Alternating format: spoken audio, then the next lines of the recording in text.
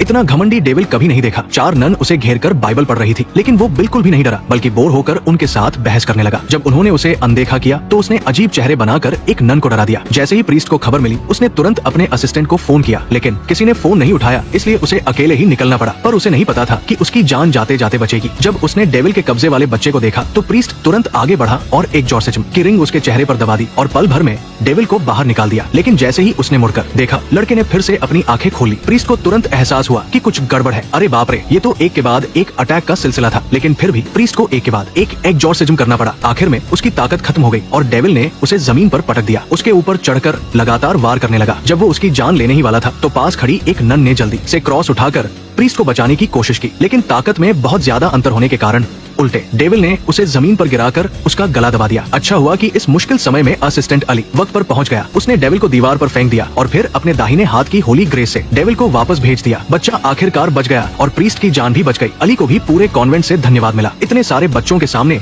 Serious रहने वाला अली भी अपनी मुस्कान नहीं रोक पाया। लगा था कि सब कुछ खत्म हो गया है, लेकिन डेविल ने हार नहीं मानी थी। रात होते ही उसने एक रिचुअल करके कॉन्वेंट के एक डॉग पर कब्जा कर लिया। जब प्रीस्ट और अली आवाज सुनकर वहाँ आए तो उन्होंने सिर्फ लड़के की बुरी तरह घायल डेड बॉडी देखी। जैसे ही उन्होंने आत्मा की शांति के लिए प्रेयर करने की सोची, अली ने देखा कि डेविल खिड़की के बाहर है। वो गुस्से में उसका पीछा करने निकल गया, लेकिन ये उसे वहाँ से हटाने की एक चाल थी, क्योंकि जैसे ही वह गया, प्रीस्ट ने देखा कि बॉडी बैग के अंदर से लड़के के रोने की आवाज आ रही है। वो खुद को रोक नहीं पाया और उसने जिप खोल दी। इससे प्रीस्ट का दिल टूट गया और उसने बिना सोचे समझे लड़के को गले लगा लिया। लेकिन उसने अपने पीछे डेविल की परछाई नहीं देखी। जब अली को गड़बड़ लगी और वो वापस आया, तब तक डेविल ने प्रीस्ट को पकड़ लिया था। उसने प्रीस्ट की जान से अली को धमकाया कि वह अपने दाहिने हाथ की होली ग्रेस की पावर छोड़ दे। ये नहीं चाहते हुए कि उसे बचाने के लिए अली सच में उसकी बात मान ले, प्रीस्ट ने बिना किसी झिझक के अपने गले पर रखा डैगर दबा दिया। हालात बिगड़ते देख डेविल तुरंत वहाँ से भाग गया। डैगर लगने से प्रीस्ट की हालत अब बहुत खराब थी। उसकी जान बचाने के लिए डेविल को खत्म करना ही होगा। इसलिए गुस्से में अली ने तुरंत एग्जॉसिस्ट के कपड़े पहने एक सबसे तेज कार चुनी और कुछ ही देर में डेविल के अड्डे पर पहुंच गया। लेकिन जाहिर है डेविल ने पहले से तैयारी कर रखी थी। जैसे ही अली अड्डे पर आया, उसे डेविल के कुछ गुर्गों ने रोक लिया। लेकिन एक प्रोफेशनल बॉक्सर होने के नाते और साथ में होली ग्रेस जैसी बड़ी पावर होने की वजह से वे छोटे मोटे गुर्गे उसके सामने टिक नहीं सके। कुछ ही देर में उन सभी को वापस भेज दिया गया। लेकिन जब वह डेविल के छिपने की जगह पहुंचा तो उसने अपना रिचुअल पूरा कर लिया था और एक स्केल्स वाले मॉन्स्टर में बदल गया था। यहाँ तक कि हमेशा काम आने वाली होली ग्रेस भी उसे सिर्फ हल्की चोट ही पहुंचा पा रही थी। इससे अली कमजोर पड़ गया। कुछ ही देर में उसे लात मारकर गिरा दिया गया और उठते ही डेविल ने पीछे से हमला करके